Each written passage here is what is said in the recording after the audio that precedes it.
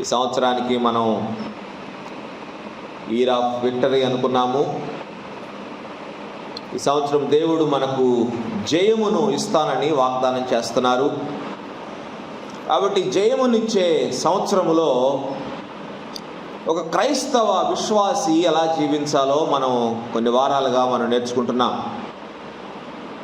క్రైస్తవ విశ్వాసి జీవించవలసిన జీవితము జయ జీవితం. ఓడిపోతూ జీవించటము దేవుని ఏర్పాటు, దేవుని సంకల్పము, దేవుని చిత్తము, దేవుని ప్రణాళిక ఎంత మాత్రం కాదు. ఏదో ఒక విషయంలో మానవుడు జయ జీవితం జీవిస్తూ మిగిలిన అన్ని విషయాల్లో ఓడిపోతూ బ్రతకటము దేవుని చిత్తం కాదు. కాబట్టి దేవుని వాగ్దానాలను మనం ధ్యానం చేస్తూ వస్తున్నాం. ఈరోజు కొన్ని హెచ్చరికలు, పౌలు భక్తుడు వ్రాసిన హెచ్చరికలు మనం ఈరోజు చదువుకున్నాం. ఇంగ్లీష్లో కొన్ని ఈ మాటలను ఎట్లా రాశాడో నేను మీ కొరకు చదివి వినిపిస్తాను. బీ అలర్ట్, ఫస్ట్ సంగతి అన్నమాట. Stand firm in the faith, be courageous, be strong and do everything with love. ఈ మాటలు రాశాడు. కాబట్టి ఈ మాటల్లో మనకు మన థీమ్కి సూటబుల్ అయ్యే మాట ఏదంటే బలవంతులై ఉండుడి. బలవంతులై ఉండుడి.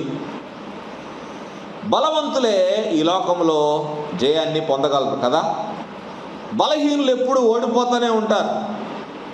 ఎదుటి వ్యక్తి బలవంతుడైనప్పుడు ఖచ్చితంగా ఓటమి ఎదుర్కోవాల్సిందే. కాబట్టి పౌలు భక్తుడు హెచ్చరికలు చేస్తూ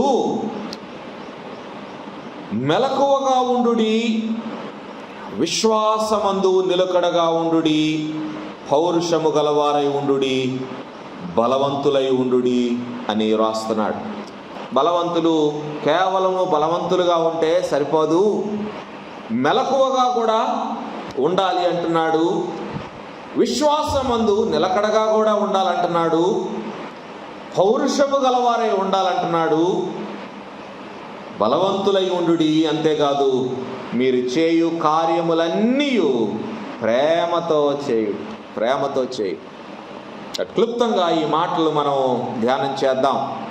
మొదటి మాట మెలకువగా ఉండుడి. మెలకువ, బీ అలర్ట్.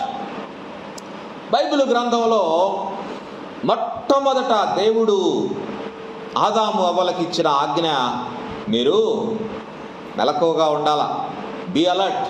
ఎందుకంటే సాతాను ఉన్నాడు, మీరు జాగ్రత్తగా ఉండాలి.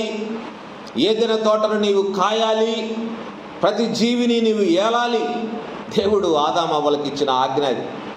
ఆదాము అలర్ట్గా ఉన్నట్టయితే, ఆదాము మెలకువగా ఉన్నట్టయితే సాతాను అవ్వని మోసం చేసేవాడు కాదు కదా.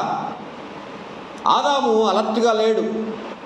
ఆదాము తనకు అప్పగించిన పని విషయంలో మెలకువగా లేడు. ఆయన మెలకువగా లేని పరిస్థితిని బట్టి ఏమైంది? అపవాది ఏదైనా తోటలో ప్రవేశించి మానవుని పాపంలో పడవేయగలిగినాడు, మానవుని మోసం చేయగలిగినాడు. ఒకసారి మోసపోయాం, మరలా మోసపోకుండా నిమిత్తమే ఈ హెచ్చరికలు. మళ్ళీ మోసపోతా ఉంటే ఎవరు తప్పది? మన తప్పు. మోసం చేయటము వాడి అలవాటు, వాడి పని అది. కానీ మోసపోతూ ఉండటం మన తప్పు, మన పొరపాటు. ఒకసారి మోసపోవచ్చు, మళ్ళీ రెండోసారికి మోసపోకుండా మనం జాగ్రత్త పడాలి. మనం మళ్ళీ మోసపోతున్నామంటే లోపం మందే కానీ మోసం చేసేవాడిది కాదు. మోసం చేసేవాడికి అది అలవాటు, వాడు అదే పని చేస్తూ ఉంటాడు 24 గంటలు. అందుకనే సాతాను మోసము అని రాశాడు బైబిల్ గ్రంథంలో. సాతాను మోసము కనిపెట్టాలని రాశాడు. కాబట్టి సాతాను మోసగాడు అని మనకు తెలుసు. కాబట్టి మళ్ళా మోసపోకుండా నిమిత్తము పౌలు భక్తులు హెచ్చరికలు రాస్తున్నాడు. మనం ఏ విషయాల్లో మనం మెలకువగా ఉండాలో బైబిల్ గ్రంథం మనకు తేటగా తెలియజేస్తా ఉంది. ఎఫెసీ పత్రిక 6వ అధ్యాయము 18వ వచనంలో చక్కని మాట వ్రాయబడింది. చూడండి, ఎఫెసీ పత్రిక 6వ అధ్యాయము 18వ వచనంలో పౌలు భక్తుడు రాస్తున్నాడు, ఆత్మ వలన ప్రతి సమయమందును ప్రతి విధమైన ప్రార్థనను విజ్ఞాపనను చేయుచు ఆ విషయమై సమస్త పరిశుద్ధుల నిమిత్తమును పూర్ణమైన పట్టుదలతో విజ్ఞాపన చేయుచు మెలకువగా ఉండుడి. ఏ విషయంలో మెలకువగా ఉండాలంట? మనము ప్రార్థనా విజ్ఞాపనల విషయంలో మనం మెలకువగా ఉండాలి. ఈ దినాల్లో ఎందుకు పౌలు భక్తుడు ఈ మాటలు వ్రాసినాడంటే, ప్రార్థన విషయంలో మనం చాలా జాగ్రత్తగా ఉంటున్నాం. ప్రార్థన విషయంలో, విజ్ఞాపన విషయంలో మనం మెలకువ కలిగి లేము. ప్రార్థన లేకపోతే ఒక రెక్క తెగిపోయినట్టే. మనకి ఒక విశ్వాసికి ప్రార్థన చాలా ప్రాముఖ్యమైనది, వాక్యము అంతే ప్రాముఖ్యమైనది. రెండు రెక్కల వంటివి అన్నమాట. ఒక పక్షి ఎగరాలంటే 2 రెక్కలు ఎంత ప్రాముఖ్యమో, ఒక విశ్వాసి లోకంలో బ్రతకాలంటే వాక్యము ప్రార్థన అనేది కావాల. వాక్యము లోపించిన, ప్రార్థనా జీవితంలో లోపమున్న ఒక వ్యక్తి విశ్వాసిగా ఉండటానికి అనర్హుడు అన్నమాట. విశ్వాసిగా ఎదగలేడు, పడిపోతాడు. కాబట్టి పౌలు భక్తుడు ఈ మాటలు రాస్తున్నాడు, మీరు ప్రార్థన విషయంలో మెలకువ కలిగి ఉండండి. రెండవ విషయం చూడండి, మత్తయి సువార్త 24వ అధ్యాయము 24వ వచనంలో యేసుక్రీస్తు హెచ్చరిస్తా ఉన్నారు. అబద్ధపు క్రీస్తులను, అబద్ధపు ప్రవక్తలను వచ్చి సాధ్యమైతే ఏర్పరచబడిన వారిని సహితము మోసపరచుటకై గొప్ప సూచక క్రియలను, మహత్కార్యములను కనపరచెదరు. ఏర్పరచబడిన వారిని సహితము మోసపరిచే దినాలలో మనం ఉన్నాం. సాతాను చాలా తెలివిగా, వేగంగా పనిచేస్తున్నాడు. సాతాను మోసం చేయటానికి, క్రైస్తవులను లేకపోతే విశ్వాసులను మోసం చేయటానికి క్రైస్తవ సేవకులనే వాడుకుంటున్నాడు ఈ దినాల్లో. ఎంతోమంది అబద్ధపు బోధకులు, అబద్ధపు క్రీస్తులు మన మధ్య బయలుదేరినట్టుగా మనం చూస్తూ ఉన్నాం. చాలామంది తప్పుడు బోధలు చేస్తూ ఉన్నారు. చాలామంది భయంకరమైన దుర్బోధలు చేస్తూ ఉన్నారు. చాలామంది క్రీస్తు విరోధులుగా ఈ దినాన నిలబడతా ఉన్నారు. సోషల్ మీడియాలో మీరు చూడగలిగితే ఎన్నో రకాలైన దుర్బోధలు మనం చూస్తూ ఉన్నాం. ప్రతిదినం కొత్త బోధలు వస్తూ ఉన్నాయి. చాలామంది పుట్టుకొస్తూ ఉన్నారు. చాలామంది వాళ్ళ మాయలో కూడా పడిపోతూ ఉన్నారు. అందుకనే హెచ్చరిక అన్నమాట. అబద్ధపు క్రీస్తులు, అబద్ధపు ప్రవక్తలు వస్తారు. సాధ్యమైతే ఏర్పరచబడిన వారిని సహితము వారు మోసము చేస్తారని యేసయ్య నాడు హెచ్చరిస్తూ ఉన్నారు. చాలామంది ఈ దినాల్లో మాయలో పడిపోతూ ఉన్నారు, మోసములో చిక్కుకుంటా ఉన్నారు. అబద్ధ బోధకులను అనుసరించేవారుగా ఉంటారు. ఎందుకంటే ఆ బోధలు వారికి చాలా సంతోషంగా ఉంది. ఆ బోధలు వారికి చాలా ఆసక్తికరంగా ఉన్నాయి. అందుకనే చాలామంది ఆ అబద్ధపు బోధకులను ఫాలో అవుతూ ఉన్నారు, వాళ్ళకి ఫాలోవర్స్గా ఉంటా ఉన్నారు. కాబట్టి మనం జాగ్రత్త అని యేసుక్రీస్తు వారు హెచ్చరిస్తూ ఉన్నారు. చాలామంది ప్రవచనాల మాయలో పడిపోతూ ఉన్నారు. చాలామంది టచ్ మాయలో పడిపోతూ ఉన్నారు. చాలామంది ఈ రకరకాల కొత్త బోధల మాయలో పడిపోతూ ఉన్నారు. You have to be very very very careful and alert. జాగ్రత్తగా ఉండాల్సిన పరిస్థితులు. 3వ విషయాన్ని చూడండి, అదే అధ్యాయము మత్తయి 24:42 వచనములో ఇంకొక మాట వ్రాయబడింది. ఏమంటున్నాడు చూడండి, ఏ దినమున మీ ప్రభువు వచ్చునో మీకు తెలియదు కనుక మెలకువగా ఉండుడి. ప్రభు వచ్చే టైం అయింది, మెలకువగా ఉండాలా. మొదటిది ప్రార్థన విషయంలో, విజ్ఞాపన విషయంలో మెలకువగా ఉండాలి. రెండవది అబద్ధపు క్రీస్తులు, అబద్ధపు బోధకుల విషయంలో మెలకువగా ఉండాలి. మూడవది దేని విషయంలో? ప్రభువు రాకడ విషయంలో మెలకువగా ఉండాలంటున్నాడు. ప్రభు వచ్చే టైం అయింది. మనమున్న కాలము కృపాకాలము, గ్రేస్ పీరియడ్ ఇది. ప్రభు ఈ టైంలో ఎప్పుడైనా రావచ్చు. So we have to be alert. మనం జాగ్రత్త కలిగి, మెలకువ కలిగి ఉండాలి. He may come at any moment. Thessalonica మొదటి పత్రిక 5వ అధ్యాయం 2వ వచనంలో రాస్తాడు, రాత్రి వేళ దొంగ ఎలాగూ వచ్చునో అలాగే ప్రభువు దినం వచ్చునని మీకు బాగుగా తెలియను అంటాడు. We have to be alert and get ready. ప్రభు రాకడ కొరకు మనం సిద్ధపడాలి. చాలామంది అబద్ధ బోధకులు ఈ దినాల్లో ప్రభు ఇప్పుడే రాడులే అని బోధిస్తూ ఉన్నారు. ప్రభువు రాకడ లేదు అని బోధిస్తూ ఉన్నారు చాలామంది. అబద్ధ బోధ. చాలామంది ఇప్పుడే రాళ్ళే, నేను చిన్నప్పటి నుంచి వింటున్నాను కదా అని అనుకుంటా ఉన్నాడు.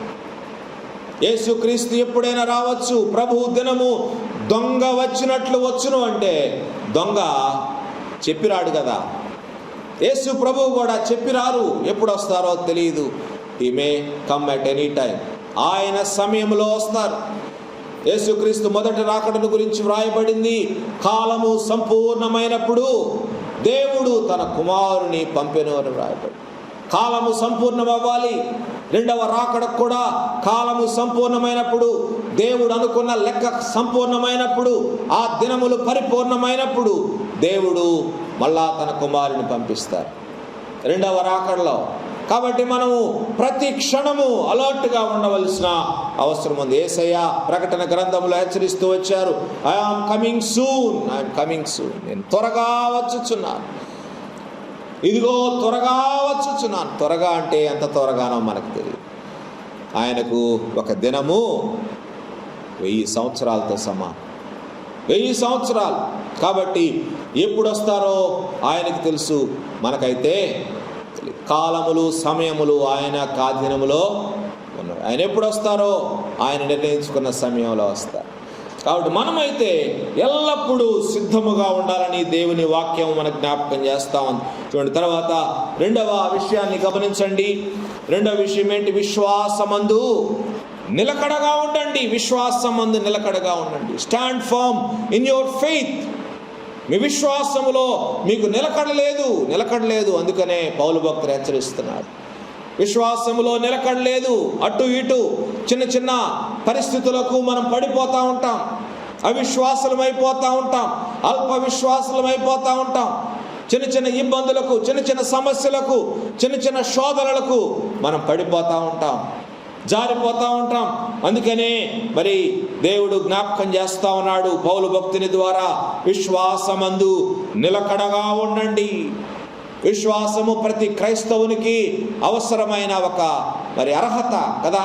విశ్వాసము లేకుండా దేవునికి ఇష్టురాలై ఉండుట అసాధ్యం కదా.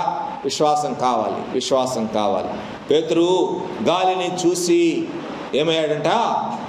మునిగిపోసాగాడంట.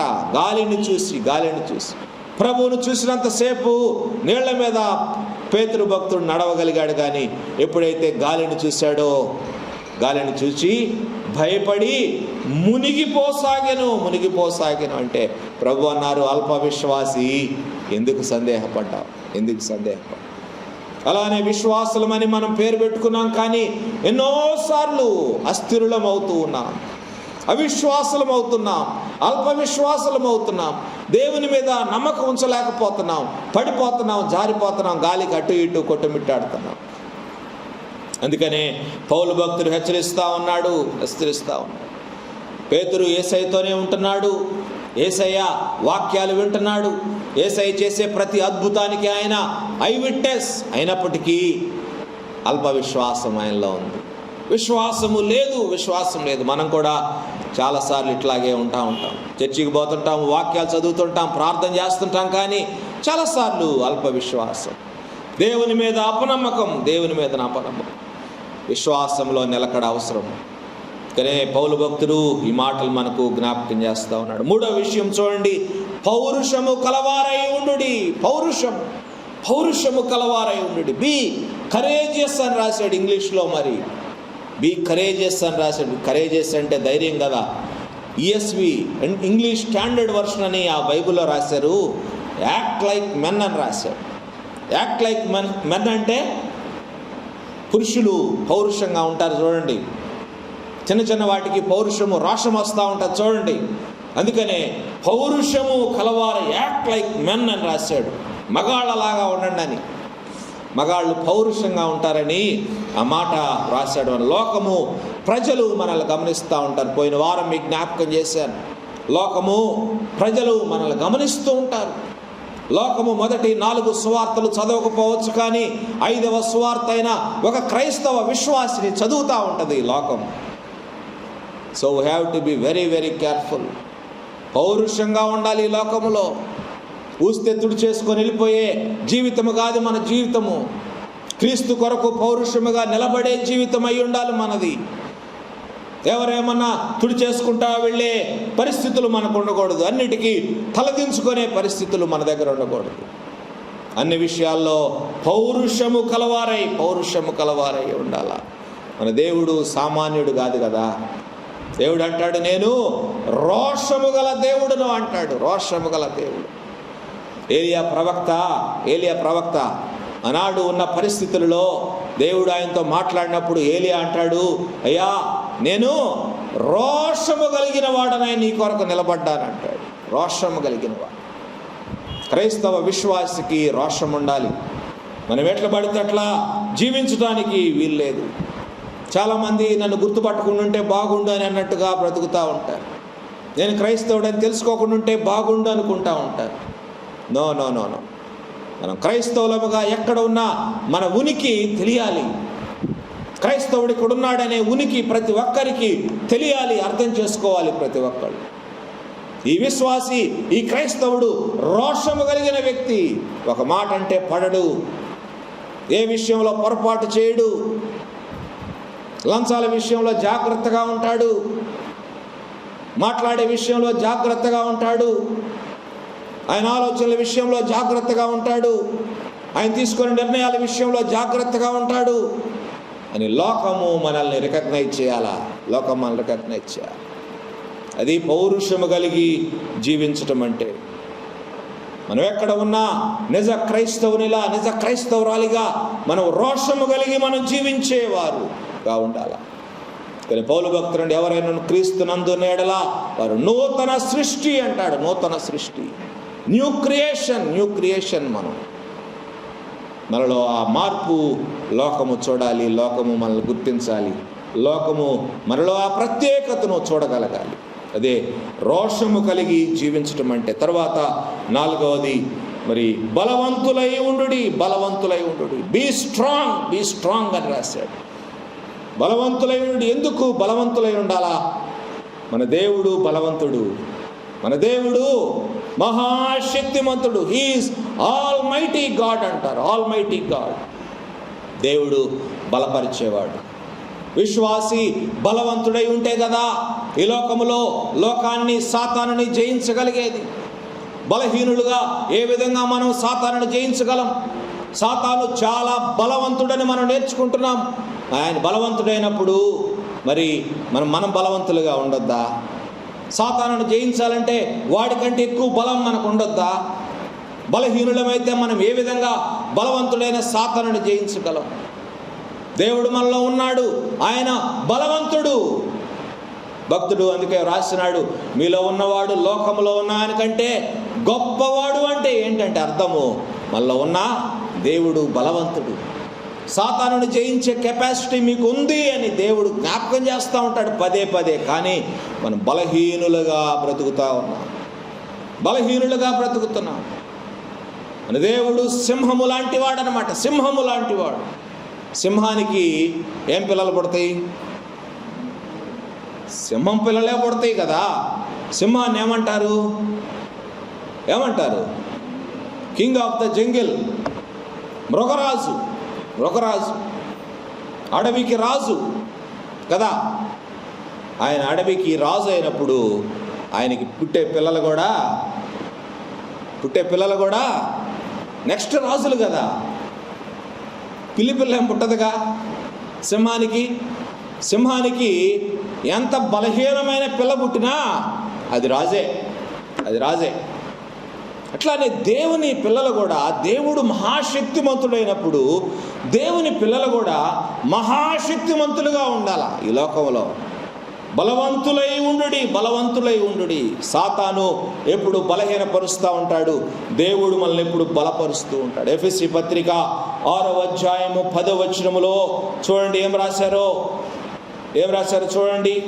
తుదకు ప్రభువు యొక్క మహాశక్తిని బట్టి ఆయన యందు బలవంతులై ఉండు. ఎట్లా? తుదకు ప్రభువు యొక్క మహాశక్తిని బట్టి. మన శక్తి కాదు. మన శక్తి మనకు విజయాన్ని ఇవ్వదు. మన బలం మనకు విజయాన్ని ఇవ్వదు. బలవంతులై ఉండుడంటే మన బలాన్ని పెంచుకోమని కాదు, ఏదో ప్రోటీన్ ఫుడ్ తిని లేకపోతే అది తిని ఇది తిని మన బలాన్ని మనం పెంచుకోవటం కాదు. ఎలా బలవంతులం అవ్వాలంటే ప్రభువును కలిగి మనం బలవంతులం అవ్వాలి. మనలో ఉన్న ప్రభువుని గుర్తించాలి, ఆయనలో ఉన్న శక్తిని మనం గుర్తించాలి, ఆయన మీద మనం ఆధారపడటం నేర్చుకోవాలి.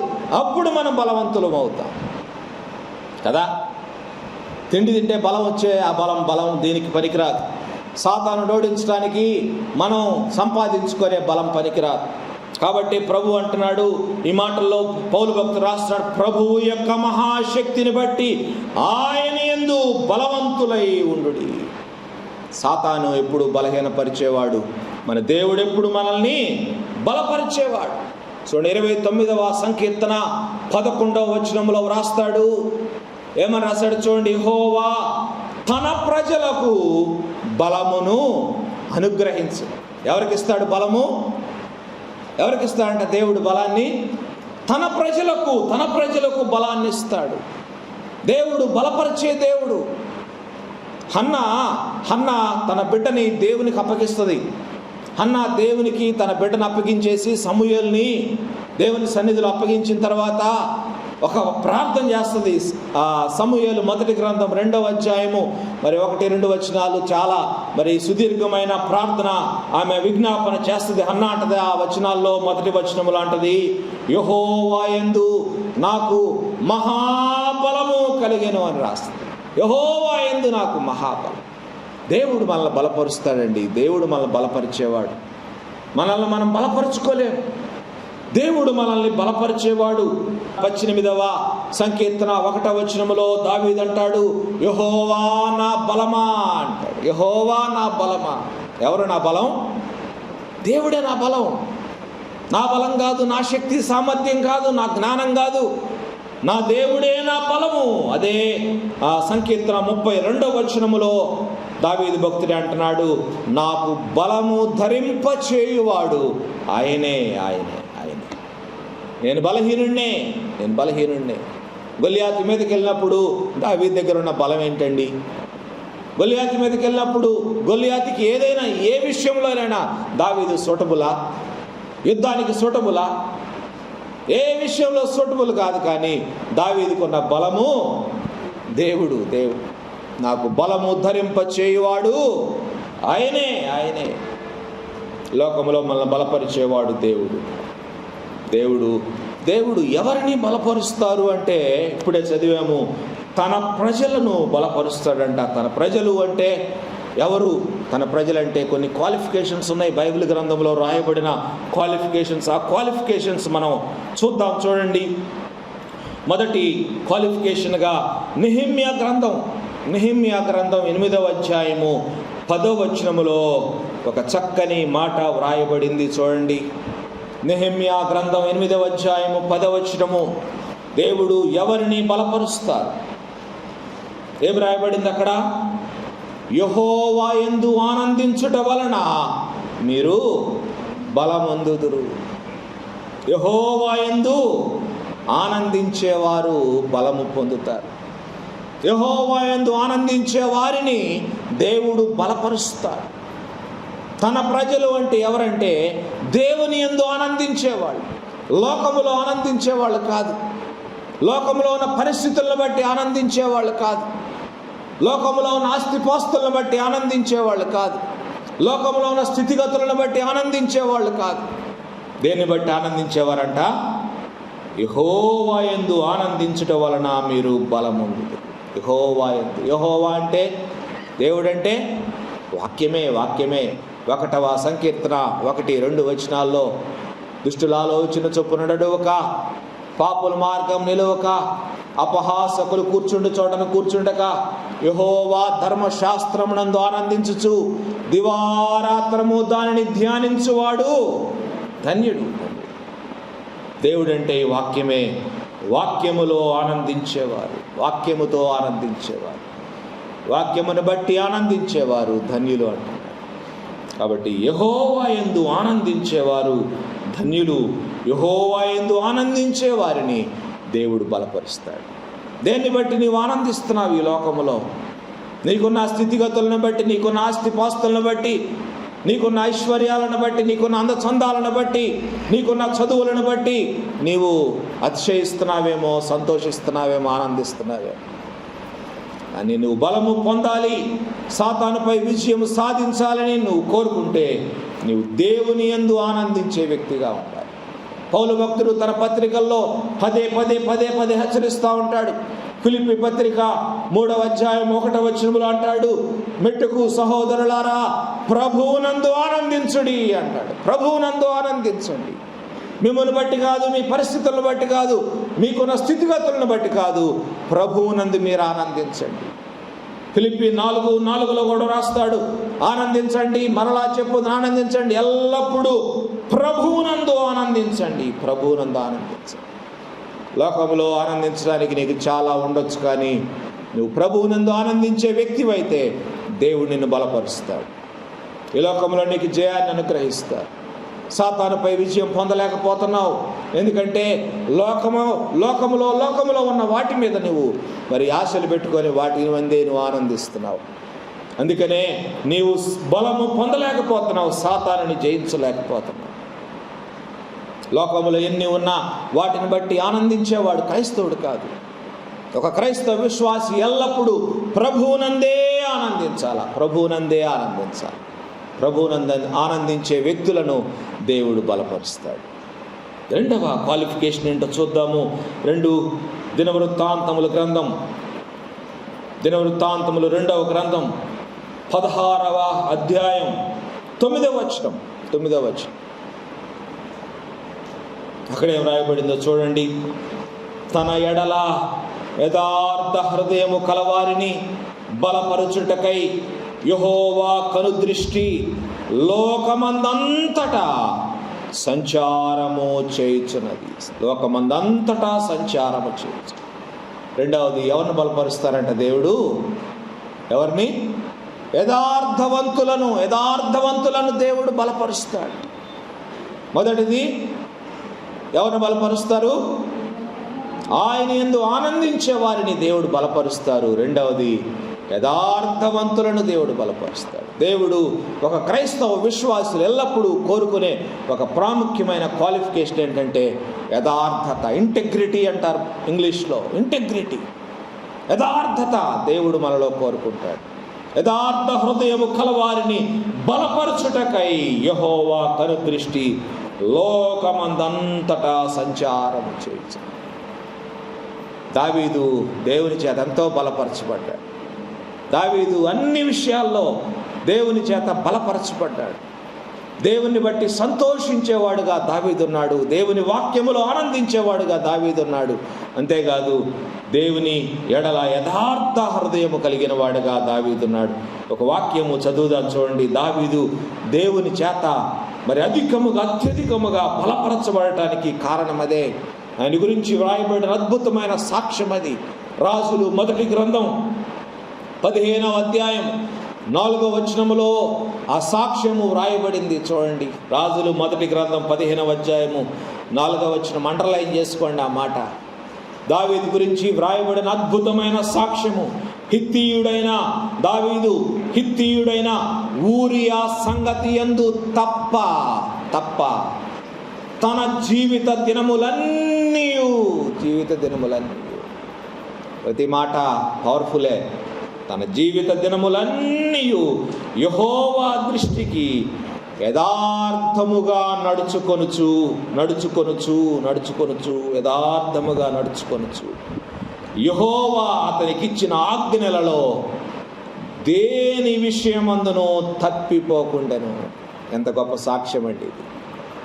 దావీదుని చాలామంది నెగిటివ్ క్యారెక్టర్గా చూపిస్తూ ఉంటారు, నెగిటివ్గా ఆయన గురించి ప్రసంగాలు చేస్తూ ఉంటారు. కానీ దావీదు గురించి రాయబడిన సాక్ష్యము చూడండి. ఊరియా సంగతి యందు తప్ప, ఏదో బుద్ధి గడ్డి తిని ఒక్కసారి పొరపాటు చేశాడు, ఏదో ఆశపడి పొరపాటు చేశాడు. కానీ తర్వాత ఆయన గురించి వ్రాయబడింది, ఊరియా సంగతి యందు తప్ప తన జీవిత దినములన్నీ, అంటే తాను బ్రతికినంత కాలము యెహోవా దృష్టికి యథార్థముగా నడుచుకొనుచు యెహోవా అతనికి ఇచ్చిన ఆజ్ఞలలో దేని విషయమందును తప్పిపోలేదంట. ఎంత గొప్ప సాక్ష్యము దేవుడిచ్చాడు దావీదు గురించి, ఎంత గొప్ప సాక్ష్యం. మన జీవితంలో కూడా మనం ఆలోచించాల్సిన అవసరం. యథార్థ హృదయముగా మనం జీవిస్తే దేవుడు మనల్ని బలపరుస్తాడు. మనలో యథార్థత ఉండట్లేదు, యథార్థత మనలో లోపిస్తూ ఉంది. చిన్న చిన్న విషయాల్లో తప్పిపోతున్నాం. ఇంటెగ్రిటీ ఉండటం లేదు మనకి, నమ్మకత్వం ఉండటం లేదు మనకి. చిన్న చిన్న విషయాల్లో దేవునిని మనం గాయపరుస్తున్నాం, దేవుణ్ణి మోసం చేస్తున్నాం. దేవుణ్ణి మోసం చేస్తే నష్టం ఎవరికి? మనకే. మోసపోకుడి, దేవుడు వెక్కిరింపబడడు. దేవుణ్ణి మోసం చేస్తున్నామని మనం అనుకుంటూ మనల్ని మనమే మోసం చేసుకుంటున్నాం. బలహీనులంగా ఉంటున్నాం, సాతాను చేతిలో ఓడిపోతున్నాం, లోకం చేతిలో ఓడిపోతున్నాం. అందుకే మన యథార్థ హృదయముగా మనం ఉంటే దేవుడు మనల్ని బలపరుస్తాడు. మూడవది యెషయా గ్రంథము 40వ అధ్యాయం 31వ వచనం. దేవుడు ఎవరిని బలపరుస్తారు?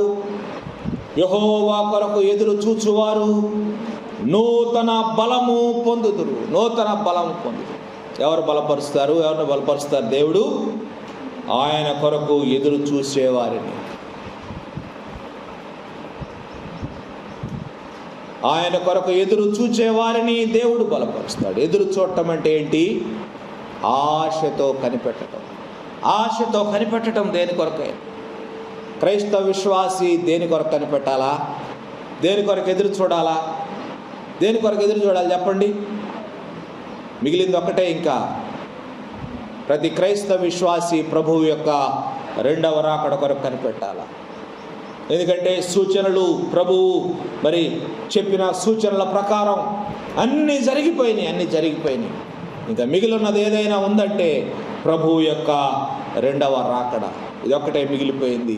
ప్రభు వచ్చే టైం అయింది. వచ్చుచున్నవాడు ఆలస్యము చేయక వస్తాడంట.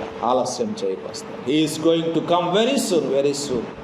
ఆయన రాకడ కొరకు ఎలా కనిపెట్టాలో పేతురు భక్తుడు రాశాడు. ఒకసారి గమనించండి.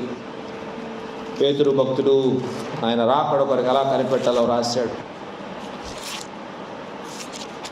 పేతురు 2వ పత్రిక 3వ అధ్యాయము 10 నుండి 12 వచనాలు. ఆయన రాకడ కొరకు కనిపెట్టవలసిన విధానం రాయబడింది చూడండి. అయితే ప్రభువు దినము దొంగ వచ్చినట్లు వచ్చును. ఆ దినమున ఆకాశములు మహాధ్వనితో గతించిపోవును, పంచభూతములు మిక్కటమైన వేండ్రముతో లయమైపోవును, భూమియు దాని మీద ఉన్న కృత్యములను కాలిపోవును.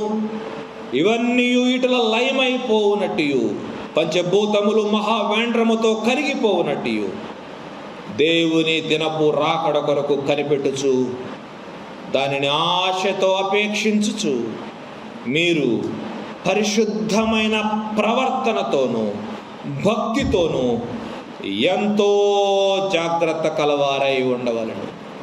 ఎలా అంట? ఆశతో ఆ దినాన్ని అపేక్షించాలి అంటున్నాడు. ఆశతో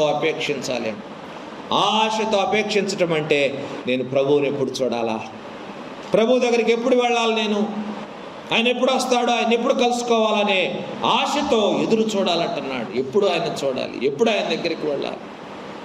ఈ దినాల్లో ఆశ తగ్గిపోతుందండి. దేవుని మీద ఆశ తగ్గిపోతా ఉంది. దేవుని సన్నిధి మీద ఆసక్తి తగ్గిపోతా ఉంది.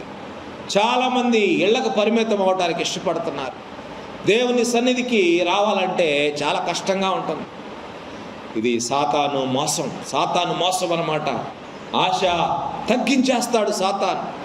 దేవుని మీద ఆశ లేకుండా చేస్తాడు. ఏముందలే అని చాలామంది ఈ దినాల్లో నిర్లక్ష్యం చేస్తూ ఉన్నారు. వెళ్తే ఏమైంది, వెళ్ళకపోతే ఏమైంది, చాలామంది నిర్లక్ష్యం చేస్తూ ఉన్నారు. సాతాను ఆశ లేకుండా చేస్తున్నాడు, ఆసక్తి లేకుండా చేస్తున్నాడు. చాలాసార్లు డిస్కరేజ్ చేస్తూ ఉంటాడు, డిసప్పాయింట్ చేస్తూ ఉంటాడు. అక్కడికి వెళ్తే నీకేమొచ్చింది లాభం, ఏమొస్తుంది నీకు లాభం, ఇంట్లో ఉంటే సరిపోద్ది కదా అని చాలామందిని డిసప్పాయింట్ చేస్తూ ఉంటాడు, డిస్కరేజ్ చేస్తూ ఉంటాడు సాతాను. చాలా జాగ్రత్తగా గమనించాల్సిన విషయం. దేవుని వాక్యం మన జ్ఞాపకం చేస్తూ ఉంది. దేవుని కొరకు ఆశతో ఎదురు చూసేవారిని, అలాగే ఆయన కొరకు తృష్ణ కలిగి ఉండేవారిని, దేవుని సన్నిధిలో కనపడాలనే ఆసక్తి కలిగిన వారిని దేవుడు బలపరుస్తాడంట. దేవుడు బలపరుస్తాడు. యెహోవా కొరకు ఎదురు చూచువారు నూతన బలము పొందుదురు. నూతన బలం పొందు. మన దేవుడు బలపరిచే దేవుడు, బలపరిచే దేవుడు. విశ్వాసంలో బలహీనులను దేవుడు బలపరుస్తాడు. శక్తిహీనులను దేవుడు బలపరుస్తాడు.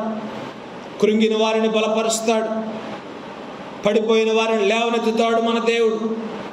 పిరికి వారిని ధైర్యపరుస్తాడు. నిరీక్షణ లేని వారికి నిరీక్షణ పుట్టిస్తాడు మన దేవుడు. పరిస్థితులు దయనీయమైన పరిస్థితులుగా మారిపోయినప్పుడు, పరిస్థితులు మన చేయి దాటిపోయినప్పుడు దేవుని సహాయం అడిగితే దేవుడు తప్పక బలపరుస్తాడు. సంసోను మహాశక్తిమంతుడు, ఆ దినాల్లో చాలా బలవంతుడు. కానీ ఆయన చేసిన పొరపాట్ల వల్ల బలహీనుడైపోయాడు, శక్తిహీనుడైపోయినాడు. చివరిగా ఒక మాట దేవుణ్ణి అడిగాడు. చూడండి, న్యాయాధిపతుల గ్రంథం 16వ అధ్యాయం 28వ వచనములో సంసోను చివరిగా దేవుణ్ణి ఒక రిక్వెస్ట్ చేస్తా ఉన్నాడు. ఏమని రాశాడు అక్కడ? దేవా, దయచేసి ఈసారి మాత్రమే నన్ను బలపరచుము, బలపరచు. ఈసారి మాత్రమే బలపరిచాడు. సంసోన్ని బలపరిచినాడు. దేవుడు సంసోన్ని బలపరిచినప్పుడు ఆయన జీవితంలో ఆయన చంపిన వారందరి లెక్క కంటే దేవుడు బలపరిచినప్పుడు చంపిన వారి లెక్క చాలా ఎక్కువ అంట, చాలా ఎక్కువ అంట. అడిగితే దేవుడు బలపరుస్తాడండి. పౌలు భక్తులు అందుకే అంటాడు, నన్ను బలపరచు అని ఏందే, నేను సమస్తమును చేయగలను. I can do all things through him who strengthens me. He will strengthen us. బలహీనులుగా ఉండటం దేవుని ఇష్టము కాదు. శక్తిహీనులముగా ఉండటము, సాతాను చేతిలో ఓడిపోవటము, సాతాను పాదాల కింద పడి త్రొక్కబడటము దేవుని చిత్తము కాదు. నువ్వు బలవంతుడుగా ఉండాలి. బలహీనతను జయించాలి. నువ్వు బలవంతుడుగా సాతానుని జయించే వ్యక్తిగా ఉండాలి. నీ బలం చాలకపోతే దేవుణ్ణి అడుగు, ప్రభువా నన్ను బలపరచండి, నన్ను బలపరచండి. బలహీనుడిగా బలహీనురాలిగా నేను ఈ లోకంలో బ్రతుకుతున్నానయ్యా. సాతాను చేత అణచబడతా ఉన్నాను, త్రొక్కబడతా ఉన్నాను. నన్ను బలపరచు ప్రభువా, నేను సాతానుని జయించాలని దేవుని అడిగితే దేవుడు బలపరుస్తాడండి. సంసోన్ని బలపరిచిన దేవుడు మనల్ని బలపరుస్తాడు. దేవుని అడగాలి, విశ్వాసముతో అడగాలి. దేవుడు బలపరిచి మనల్ని నిలబెట్టే దేవుడు. జయం పొందాలనే ఆశ ఉండొచ్చు, కానీ మరి దానికి కావాల్సిన అర్హతలు మనకు లేకపోతే బలం ఎట్లా పొందుతాం? బలం పొందాలంటే ఈరోజు మనం చూసిన 3 విషయాల్లో మనం జాగ్రత్త కలిగి యెహోవా యందు ఆనందించే వారంగా మనం ఉండాలి. రెండవది, యథార్థవర్తనములుగా మనం ఉండాలి. మూడవది, ఆయన కొరకు ఎదురు చూసే వారంగా మనం ఉండాలి. ఈ 3 క్వాలిఫికేషన్స్ మనం ఉంటే దేవుడు మనల్ని లోకంలో బలపరుస్తాడు. చివరిగా ఇంకొక మాట, పౌలు భక్తుడు రాసిన మాట చదువుకొని మనం ముగించుకుందాం. లాస్ట్ది ఏంటంటే, మీరు చేయు కార్యములన్నీ ప్రేమతో చేయుడు. Do everything with love. ప్రేమ కరువైపోతున్న దినాలండి ఇవి. ఈ కరోనా వచ్చిన తర్వాత మరి సొంత బంధువుల మధ్య కూడా ప్రేమలు లేకుండా పోయింది. ఎక్కడ కదిలించుకుంటే ఎక్కడ సహాయం అడుగుతారో అని భయముతో ఉండాల్సిన పరిస్థితులు ఏర్పడింది. ప్రేమ చల్లారిపోతున్న. యేసయ్య నాడు హెచ్చరించినారు, అక్రమం విస్తరించుట చేత అనేకుల ప్రేమ చల్లారిపోయింది. ప్రేమ చల్లారిపోయింది. ప్రేమలు లేవు. కుటుంబాల్లో ప్రేమలు ఉండట్లేదు. కుటుంబాల్లో సఖ్యత, కుటుంబాల్లో ఐక్యత ఉండటం లేదు. బంధువుల మధ్య ఐక్యత ఉండటం లేదు. ఆఫీసులో పనిచేసే కొలీగ్స్ మధ్య ఐక్యత ఉండటం లేదు. నైబర్స్ మధ్య ఐక్యత ఉండటం లేదు. ఎందుకంటే అనైక్యతను పెంచి పోషించే మరి గుంపులు తయారైన ఈ దినాల్లో మత విద్రోహ శక్తులు, సంఘ విద్రోహ శక్తులు ఎక్కువైపోయిన ఈ దినాలలో మనుషులలో అనైక్యత సృష్టించే, మనుషుల మధ్య గ్యాప్ని ఎక్కువ చేసే మరి శక్తులు తయారైన దినాల్లో సోషల్ మీడియాలో మనం చూస్తూ ఉన్నాం. ప్రజలలో ద్వేషము నూరిపోసే శక్తులు ఎక్కువైపోయినాయి ఈ దినాల్లో. ప్రేమలు లేవండి, ప్రేమలు లేవు, ప్రేమలు చల్లారిపోతున్న దినాలు. క్రైస్తవ విశ్వాసుల మధ్య కూడా ప్రేమలు ఉండటం లేదు ఈ దినాల్లో. సంఘాలలో ప్రేమలు ఉండటం లేదు. ఈర్ష్య, పగ, ద్వేషం ఇవన్నీ ప్రతి మనిషి జీవితంలో ఉంటా ఉన్నాయి. అసూయ, మత్సరం, కుళ్ళు, ఎక్కడ చూసినా ఇవే మనకు కనపడతా. ప్రేమ లేనివాడు దేవుని ఎరుగడు అని రాశారు. ప్రేమ లేనివాడు దేవుని ఎరుగడు. We have to show our Christian life to our brothers and sisters. మన జీవితంలో మనందరికీ ప్రేమను చూపించే వారంగా ఉండాలి. ఎవరు మనలో ఎంత ద్వేషం నూరిపోసినా మన ప్రేమ, దేవుడు మనకు చూపిన ప్రేమ మన ఇతరులకు కనపరిచే వారంగా మనం ఉండాలి. పరిస్థితులు ఏవైనా ఒకరినొకరు మనం ప్రేమించుకునే వారంగా మనం ఉండాలి. శత్రువును కూడా ప్రేమించటము యేసయ్య మనకు నేర్పించినారు. శత్రువులను కూడా ప్రేమించే వారంగా ఉండాలి. ప్రభువు దగ్గర మన యొక్క జీవితాలను పెట్టుకొని ప్రభు వద్ద మన లోటుపాట్లను సరి చేసుకోవాలి. జీవితాలను బాగు చేసుకోవాలి. పరిస్థితులు బాగలేవు, ప్రతి విషయంలో మనం జాగ్రత్త కలిగి ఉండాలి. ఈరోజు మనం నేర్చుకున్న విషయాలు ఒక్కొక్కటిగా మనం చూద్దాం. మెలకువగా ఉండండి. ఇది ప్రభు మనకి జ్ఞాపకం చేస్తున్న విషయం. మెలకువగా ఉండాలి. మనం ప్రార్థన విషయంలో మెలకువ, అబద్ధ బోధకుల విషయంలో మెలకువ, యేసు రాకడ విషయంలో మెలకువగా ఉండాలి. రెండవది, విశ్వాసమందు నిలకడగా ఉండాలి. పడిపోతున్నాం చిన్న చిన్న విషయాలకి. We have to be stand firm in faith. మూడవది, పౌరుషం కలిగిన వారంగా మనం ఉండాలి. ఈ లోకంలో తలదించుకొని బ్రతికే వారంగా మనం ఉండకూడదు. తల ఎత్తుకొని ప్రభువు కొరకు రోషం కలిగి జీవించే వ్యక్తులుగా మనం ఉండాలి. తర్వాత బలవంతులముగా మనం ఉండాలి. మనం చేసే కార్యములన్నీ ప్రేమతో చేయాలి. ఈ క్వాలిఫికేషన్స్ మనం కలిగి ఉంటే దేవుడు మనల్ని బలపరుస్తారు. అంతేకాదు, ఈ లోకంలో సాతానుపై విజయాన్ని దేవుడు తప్పక మనకు అనుగ్రహిస్తారు. ఇటు కృప మనందరము పొందుకొనుటకు దేవుడు తన సహాయమును మనందరికి అనుగ్రహించును గాక. ప్రార్థన చేసుకుందాం. అందరూ తల్ల వంచండి. జీవితాలను పరిశీలన చేసుకుందాం. ఏ విషయంలో మనం లోటు కలిగి ఉంటున్నామో ఒకసారి జ్ఞాపకం చేసుకుందాం. మనం బలవంతులముగా ఉండటము దేవునికి ఇష్టము. బలవంతులముగా ఈ లోకాన్ని జయించటము, సాతానుని జయించటము దేవుని చిత్తము. కనుక మనం సాతానుని జయించే దిశగా మనం అడుగులు వేద్దాం. మనల్ని మనం బలపరుచుకోవడానికి ప్రయత్నం చేద్దాం. మన బలహీనతలను జయించడానికి ప్రయత్నం చేద్దాం. దేవుని సహాయం అడుగుదాం. దేవుడు బలపరుస్తారు తప్పక. నీ బలహీనతలన్నిటినీ జయించే కృప దేవుడు తప్పక నీకు అనుగ్రహిస్తారు. అడుగు, విశ్వాసముతో అడుగు దేవుణ్ణి. అయ్యా, నేను బలహీనుడిని, బలహీనురాలిని, నన్ను బలపరచండి ప్రభువా, బలపరచండి ప్రభువా. దేవుని అడగాలి, దేవుడు బలపరుస్తాడు. ప్రార్థన చేసుకుందాం. కృప కలిగిన తండ్రి యేసయ్యా, మీకు వందనాలు ప్రభువా. అయినా ఈ ఉదయ కాలం మీరు మాకు నేర్పించిన సత్యములను బట్టి మిమ్మల్ని స్తుతిస్తున్నాం. ఆయన ఈ లోకంలో మా పరిస్థితులన్నీ ఎరిగిన ఏకైక దేవుడవు ప్రభువా, మీకు వందనాలు, స్తుతులు, స్తోత్రాలు చెల్లిస్తున్నాం. పేరుకు విశ్వాసులమే కానీ ఎన్నో లోటుపాట్లు మా జీవితంలో ఉన్నాయి ప్రభువా. ఎన్నో విషయాల్లో మేము బలహీనులముగా ఉంటూ నాయనా మేము సాతాను చేత అణచబడతా ఉన్నాము. సాతాను పాదముల క్రింద నలిగిపోతా ఉన్నాము. నాయన దయతో కనికరించమని వేడుకుంటున్నాము.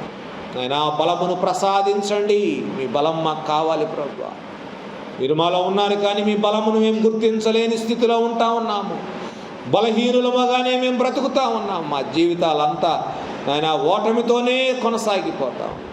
ఈ సంవత్సరం నాయన మాకు జయమునిస్తానని మీరు వాగ్దానము చేసినారు కనుక ఆయన జయమును పొందటానికి నాయన మేము ప్రయాసపడటానికి మీ కృప దయచేయండి. మీరు మాకు అనుగ్రహించే బలమును మేము పొందుకొని ఈ లోకమును సాతానును జయించే కృపను మాకు దయచేయండి. తుదకు ప్రభు యొక్క మహాశక్తిని బట్టి ఆయన యందు మీరు బలవంతులై ఉండండి అంటున్నారు. ఆయన మీ శక్తిని బట్టి మేము బలవంతులం ప్రభువా. ఆయన మీ శక్తిని మేము పొందుకొని ఈ లోకంలో బలవంతులముగా మేము జీవిస్తూ ఆయన మీరు ఆకడ కొరకు ఆశతో ఎదురు చూసే కృపను, భాగ్యమును మాకు దయచేయమని, మా జీవితంలో నాయన లోటుపాట్లను సరిచేసుకోవడానికి మీ కృపను మాకు ప్రసాదించమని, అనే విషయంలో మీపై ఆధారపడుటకు మాకు నేర్పించమని యేసయ్య అతి పరిశుద్ధ నామములో విన్నపములు అడిగి వేడుకుంటున్నాము తండ్రి. ఆమేన్.